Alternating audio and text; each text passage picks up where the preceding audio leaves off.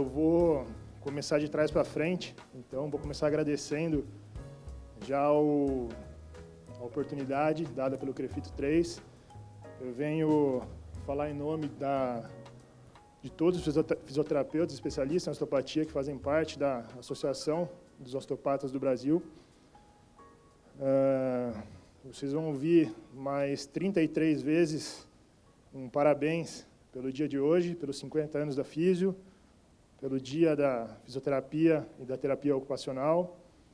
Então, sintam-se aí todos parabenizados e um grande abraço a todos. Vamos falar um pouquinho agora sobre a minha especialidade, que é a osteopatia.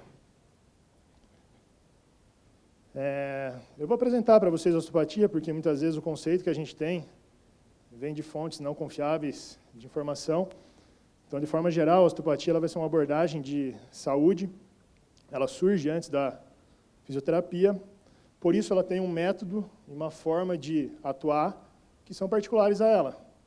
Ou seja, vão se tornar complementares, como a Inês falou, à fisioterapia.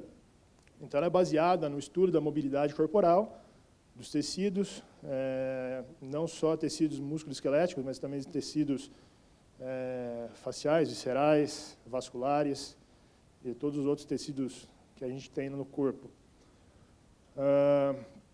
E o tratamento ele passa a ser focado na restauração de mobilidade desse tecido, e isso em 1800 e algumas bolinhas. E também a gente vem recebendo aí uma grande onda de atualização a partir da neurofisiologia, no qual a mobilidade restrita dos tecidos ou a alteração da textura e do comportamento tecidual, eles passam a ser, na verdade, uma fonte de informação, uma fonte de avaliação para que a gente desenvolva um tratamento que vai atingir de forma sistêmica o corpo do paciente, podendo complementar e também somar a outras áreas da fisioterapia. Então, a ideia que eu vou trazer para vocês na palestra é realmente uma linha do tempo, desde como, onde, quando e por que surgiu a osteopatia até os dias de hoje, o que a gente vai encontrar, talvez, na próxima década. É impossível a gente falar da história da osteopatia sem falar do Dr. Andrew Taylor Still, conhecido por Dr. Still. Ele foi médico naquela época de 1800 e bolinhas. Além de médico, ele era engenheiro, sacerdote, teólogo, advogado, confeiteiro, padeiro, pizzaiolo, enfim, naquela época todo mundo era um pouco de tudo. E ele foi médico, que foi talvez aí a grande atuação dele. Nasceu no ano de 1928 em Virgínia, nos Estados Unidos. Sendo assim, durante o século XIX, teve a conhecida Guerra Civil Americana. E o Dr. Still, ele serviu o Estado, o Exército, como médico. E a partir daí ele começa a ter alguns conflitos interiores, porque a medicina, que isso fique bastante claro, a medicina de 1800 e pouquinho, era muito precária ainda, era bastante agressiva e causava muito mais danos, talvez, aos pacientes do que propriamente resolvia os problemas dele. Isso incomoda bastante o Dr. Still no período de guerra. Somado a isso, pouco tempo depois, é uma piada, mas o Dr. Still ele era um bom reprodutor, ele tinha muitos filhos, se não me engano, 9. E numa tacada só, num surto de meningite, ele perde 3 filhos e uma prima.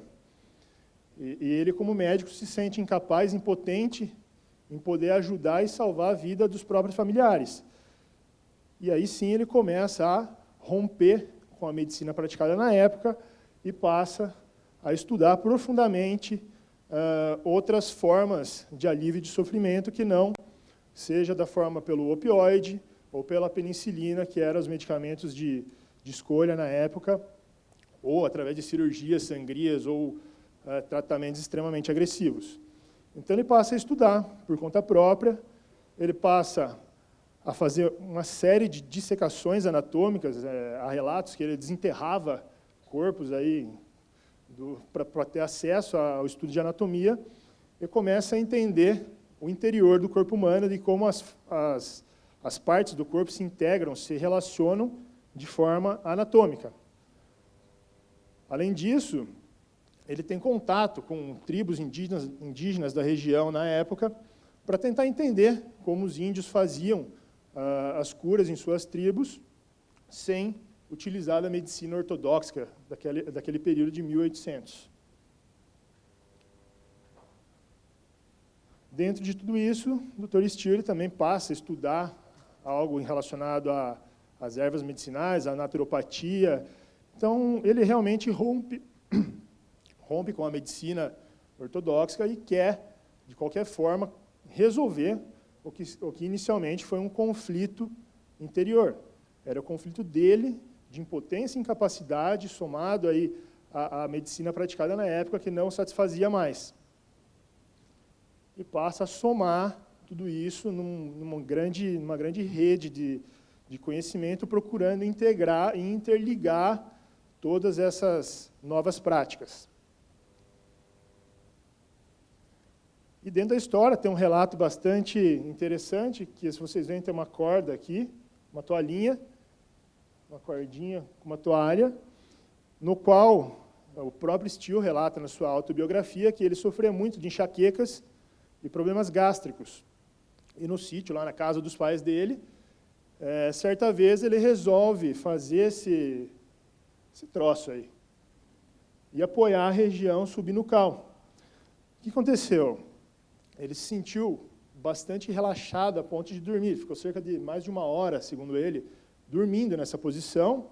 E quando ele acordou, ele percebeu que tanto a enxaqueca quanto o mal-estar gástrico que ele tinha, elas melhoraram de forma significativa. Ele fala assim, desapareceram. E aí começa a despertar mais ainda a curiosidade dele. O que tem a ver eu colocar uma corda na região nucal minha e melhorar minha enxaqueca? Tudo bem, hoje a gente vê que é perfeitamente possível. E ter uma resposta no sistema visceral, uma melhora também da função gástrica. E a partir disso, ele começa a estudar e integrar profundamente o nosso corpo, não só o nosso corpo físico, mas Steele, ele já falava até mesmo do corpo emocional e espiritual. Hoje, a gente ouve muito falar sobre o modelo biopsicossocial e a entrada agora do modelo biopsicossocial com mais um círculozinho, integrando já novas propostas, questões espirituais que não são religiosas, e sim mais de o que estou fazendo aqui. Então a gente vê que já tinha muita coisa naquela época que esse homem fora de seu tempo já propunha. Dentre tudo isso daí, ele começou, como aconteceu com Palmer, ele começou a tratar as pessoas. Ele aprendeu a fazer manipulação nessas buscas de conhecimento dele. Ele observou que pessoas com problemas de intestino, problemas de desinterias, naquela época, que imagino que seja a virose nossa de hoje em dia, elas apresentavam o abdômen e a coluna lombar com uma alteração de temperatura ao tato. Então, ele fazia algumas manipulações lombares e tinha uma boa resposta com alguns desses pacientes com disfunções intestinais. E aí ele começou a criar correlações do sistema somático e visceral, uma atuação de forma reflexa, que hoje é explicado por todos esses mecanismos neurofisiológicos que a Inês citou. Tanto que o Dr. Steele começa a passar por todo o território americano fazendo esses tratamentos manipulativos e ele fica conhecido como um brilhante ajustador de ossos, The Lightning Bone Setter. Então, começou a criar uma grande ansiedade, alvoroço nas cidades que ele ia. Entenda que a gente está falando de 1800 e bolinha. Então, ele começou a ficar muito conhecido e, obviamente, foi perseguido e reprimido. E, então, ele sente a necessidade de passar todos esses conhecimentos adiante. Então, em 22 de junho de 1874, nós estamos falando de 145 anos atrás só, é muito pouco, se a gente levar em conta a idade da medicina, ele declara vamos chamar assim, a fundação ou a definição da osteopatia.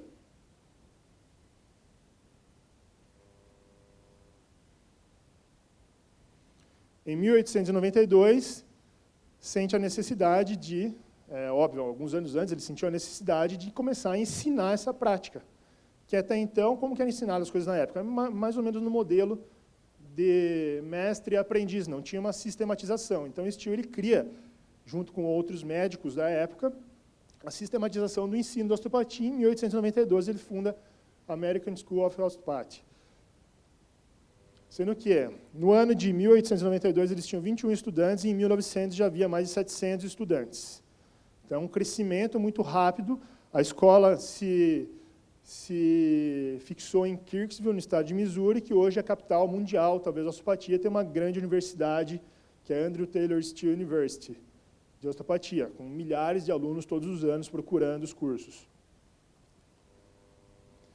A partir daí, John Martin Littlejohn, que era um dos estudantes de Still, ele leva para a Europa a osteopatia, e aí sim começa a difusão por todo o território mundial. E, talvez essa imagem pouca gente vá saber também do que se trata.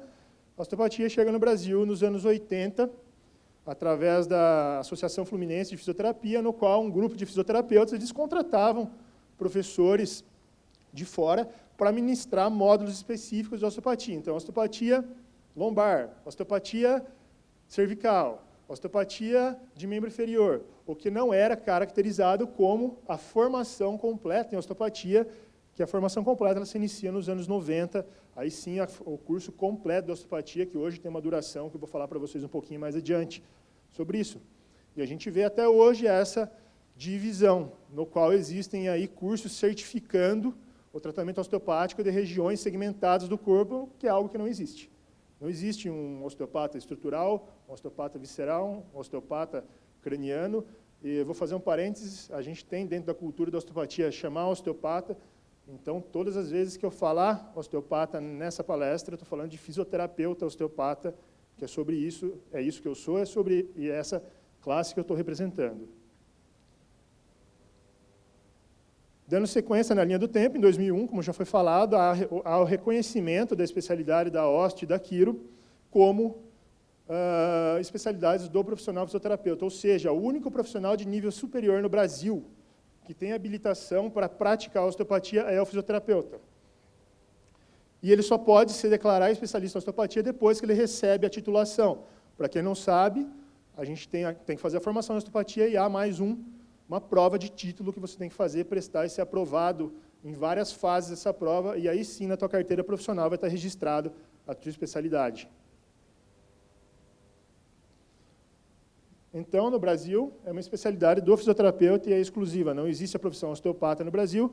O termo osteopatia consta na classificação brasileira de ocupações, mas isso também não habilita nenhum outro profissional a praticar isso como sua especialidade. Em seguida, no ano de 2007, surge a ABFO, que é a Associação Brasileira de Fisioterapeutas Osteopatas. No ano de 2008, o COFITO começa a fazer alguns convênios com associações de classe para ir normatizando, para ir regulando como o fisioterapeuta vai praticar as suas especialidades. Em 2010, é estipulado como seria a prova de especialidades, ou seja, o que vai precisar para ser especialista. E o que acontece? Ao se tornar especialista, você vai representar um maior nível de atenção e de especialização para os seus pacientes. Ou seja, é uma outra... Você se eleva a um outro patamar profissional ao se tornar especialista. Isso é extremamente importante. Dentro da medicina, que talvez seja a grande referência nossa, a gente já tem várias especializações. É natural que, se eu tenho um problema ortopédico, eu prefira talvez me consultar com um médico especialista em ortopedia do que, de repente, um médico geral. Eu vou procurar alguém que seja mais especializado dentro do meu problema. Tudo bem? Porém, como eu já dizia no filme do Homem-Aranha, né, grandes poderes vêm com grandes responsabilidades. Então, você acaba assumindo também um maior número de responsabilidades, tanto éticas quanto profissionais. Dando sequência, em 2011, o COFITO ele reconhece, na época, a ABFO, Associação Brasileira dos Fisioterapeutas Osteopatas, como associação que iria criar o benchmark, que seria assim, as definições e as necessidades da osteopatia para o fisioterapeuta se especializar na área. O que aconteceu? A gente teve nesse meio de caminho uma mudança de nome, porque já existia a Associação Brasileira de Fisioterapia e Oncologia, que era anterior à ABFO. a gente teria, então, duas siglas parecidas, com nomes semelhantes aí que poderiam confundir. E no ano de 2016 para 2017, houve a mudança para o nome da AOB. Se vocês perceberem, sai o nome fisioterapeutas, isso daí foi uma jogada estratégica e consultada com o COFITO, porque no exterior a osteopatia ainda ela é ou uma profissão, ou uma especialização do fisioterapeuta, ou uma especialização para profissionais da área da saúde.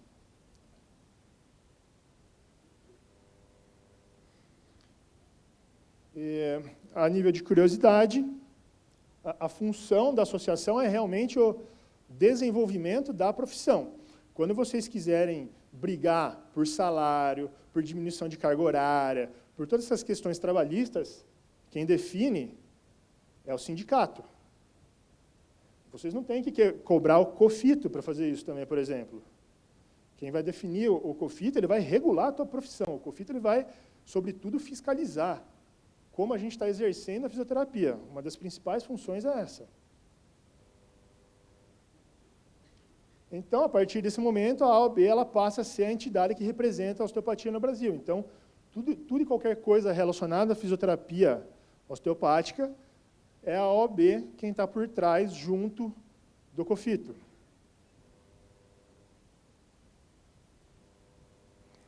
Essa é a missão e a visão da OAB.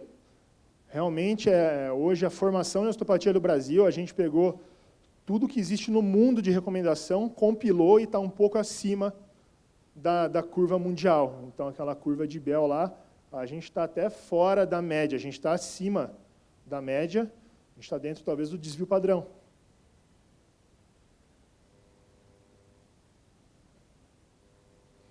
Então, a associação, a atual gestão foi eleita em 2016, termina nesse ano de 2019. A gente tem cerca de mais de 60 associados que estão trabalhando em diferentes frentes para o desenvolvimento da osteopatia no Brasil. Então, está extremamente organizado, tanto financeira, quanto a parte de ensino, ética, o desenvolvimento científico. Enfim, tem uma série de grupos trabalhando aí em prol da osteopatia. As provas de especialização, elas são realizadas a cada 2 anos. A gente financia para que isso seja realizado todo ano, ou seja, a associação realmente quer o maior número possível de especialistas em osteopatia dentro da classe dos fisioterapeutas. Existem parcerias com universidades do exterior para desenvolvimento de pesquisa e também com revistas científicas que dão grandes descontos nos associados. Se não me falha a memória, a gente tem a Jospet por um preço assim, de R$60 ao ano. É uma coisa muito baixa, perto do valor da mensalidade. A gente tem feito campanhas para que realmente, desde os estudantes até os profissionais que se interessem pela osteopatia, já possam fazer parte da associação para entender o desenvolvimento e para reforçar cada vez mais a especialidade. Sobre a formação, como que está hoje o benchmark? Para você se tornar especialista em osteopatia, você tem que fazer um curso com 1000 horas, você tem que ter 500 horas de prática supervisionada com um profissional já especialista, você tem que fazer uma formação de, no mínimo, 4 anos, você tem que fazer essa formação com provas, tanto práticas e teóricas, durante a formação, ou seja, você tem que ser aprovado no teu curso de osteopatia, e você tem que ter a escola com um programa compatível com tudo que a associação /COFITO preconiza no Brasil. Além disso, os teus professores, eles devem ser especialistas em osteopatia. Atualmente, a associação tem 307 associados. A grande maioria, não dá para enxergar, mas está na região sudeste. Cerca de 50% dos associados estão na região sudeste. Dos 307, 136 são especialistas, o que representa aproximadamente 45%. Então, essa política nossa de inclusão na associação, ela não é exclusiva para o especialista, reflete diretamente nos números. Ou seja, menos de 50% dos associados são especialistas. Tem muita gente querendo apoiar o desenvolvimento da osteopatia no Brasil. dentro da fisioterapia. E sobre a prática da osteopatia, como que está hoje, tanto a questão mercadológica, a gente vê uma ascensão muito grande, uma procura muito grande por formações de osteopatia. Por quê? Antes de tudo, a osteopatia ela vem sofrendo um processo a nível mundial, uma intensa atualização de conceitos também, uma intensa proposta de mudança para que isso também ela vá se encaixando a tudo que sai de novas evidências científicas, toda essa questão de modelo biopsicossocial, de neurofisiologia, dos efeitos de manipulações, do efeito do tratamento, isso daí vem sendo atualizado. E a osteopatia, desde o princípio, Still já preconizava sempre o desenvolvimento científico e a prática baseada em evidências. Hoje, dentro da prática, nós atuamos dentro de praticamente todos os sistemas corporais, ou seja, existem abordagens dentro da metodologia de tratamento osteopática, que ela pode ser direcionada para o sistema neuromúsculo-esquelético, para o sistema visceral, para o sistema linfático, para o sistema digestivo, enfim, praticamente todos os sistemas há um meio de raciocínio, diagnóstico e abordagem osteopática.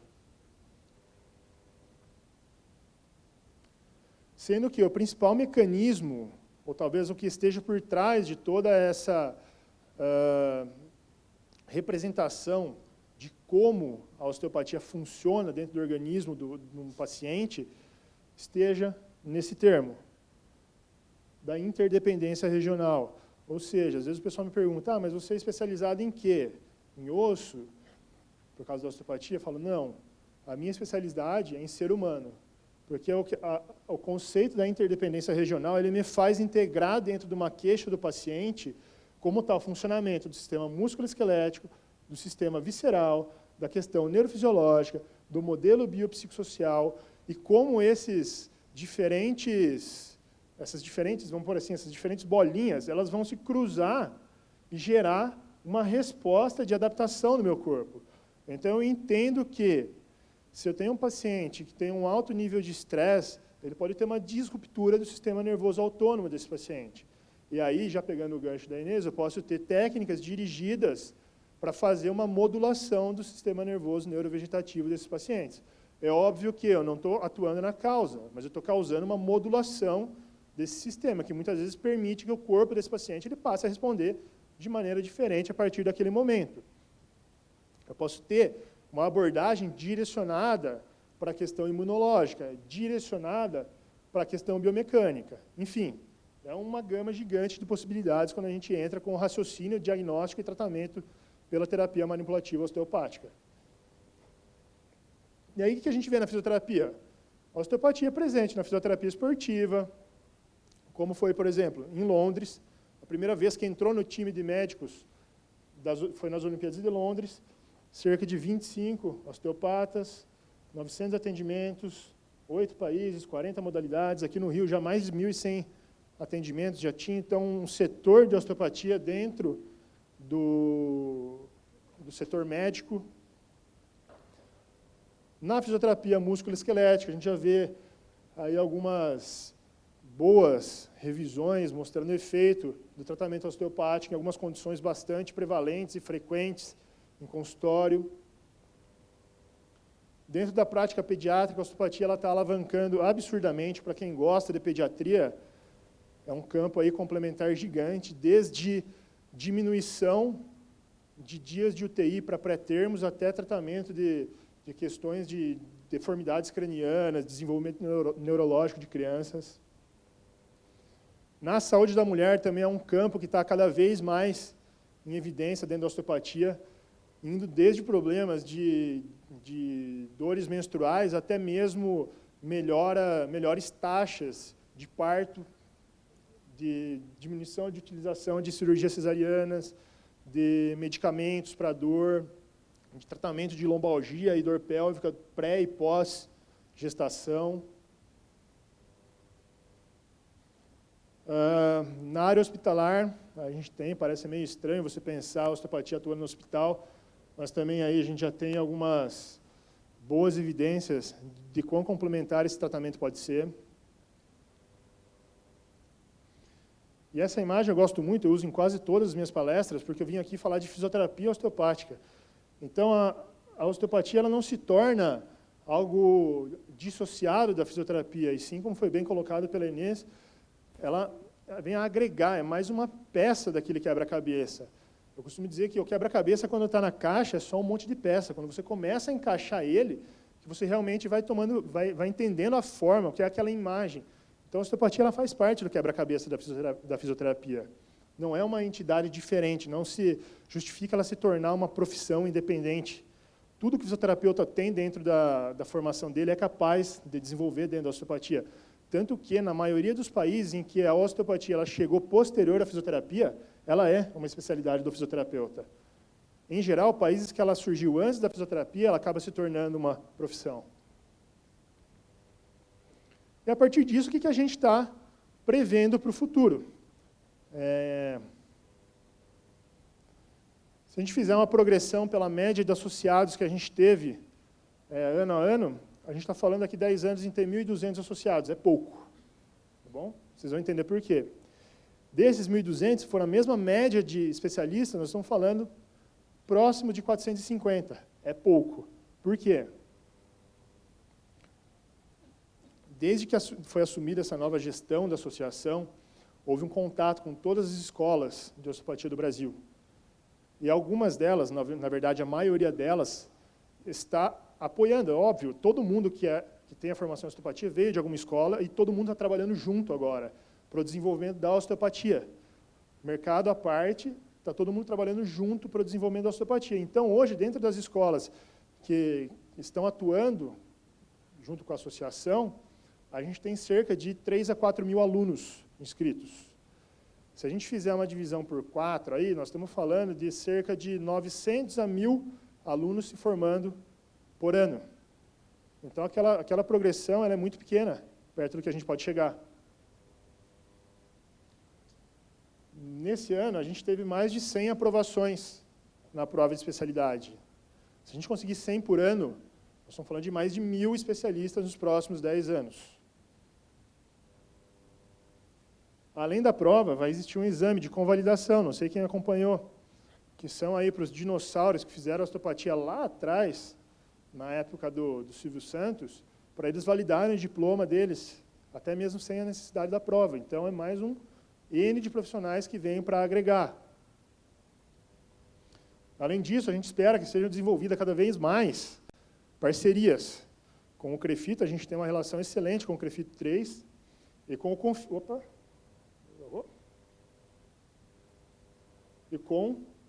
o COFITO. Por quê? A gente precisa cada vez mais valorizar a nossa especialidade, desenvolver ela no Brasil e conscientizar o fisioterapeuta de quanto importante é a gente fazer o passo a passo. É só isso. Isso daí é um meio da gente proteger, não nós mesmos, mas proteger os pacientes. Um fisioterapeuta que tem toda essa validação, ele passou, no mínimo, por todos os critérios básicos para se tornar aquele profissional no nosso país. Ou seja, ele passou em todas as provas. Pelo menos isso. A certeza que a gente tem é isso. Se ele está fazendo bobagem ou não, aí é uma questão ética. Mas ele foi aprovado, ele conseguiu, ele mostrou que tem o conhecimento e tem a formação necessária. Então, a gente espera que, cada vez mais, exista essa defesa da especialidade e, principalmente, intensificar a fiscalização. Que hoje a gente tem muita gente que não tem a titulação, que está exercendo como especialista, e isso a gente sabe que é uma joelhada no estômago do nosso código de ética. Não é permitido você ser especialista sem ter a especialidade. E é o que mais tem. E até a gente estava batendo um papo aqui antes de começar. Hoje o que a gente vê também em grande volume são os experts em rede social, que muitas vezes por trás daquela pessoa não tem aquele gabarito todo que aparece. Então, quanto mais a gente se especializar e quanto mais a gente avolumar, seja na ósteo, seja na quiro, seja na dermatofuncional, na acupuntura, quanto mais volume tiver, mais representação a gente vai criar. E a partir disso, eu falo que funciona que nem o nosso intestino, né? Tem as bactérias boas e as bactérias ruins. As boas regulam a bactéria ruim. Então, quanto mais gente com gabarito a gente tiver, mais você vai regular para baixo a aparição ou querer ficar em evidência quem não possui tal formação. Então, eu vou terminar a palestra realmente como um apelo para vocês, que realmente, se vocês decidirem tomar qualquer rumo dentro da fisioterapia, façam bem feito. Tá bom? Tem espaço para todo mundo, só façam bem feito e tenham paciência. Tá bom? Queria novamente agradecer em nome da Associação dos Osteopatas do Brasil. Qualquer dúvida sobre osteopatia pode ser enviada para a secretaria. E aqui estão meus contatos. Obrigado.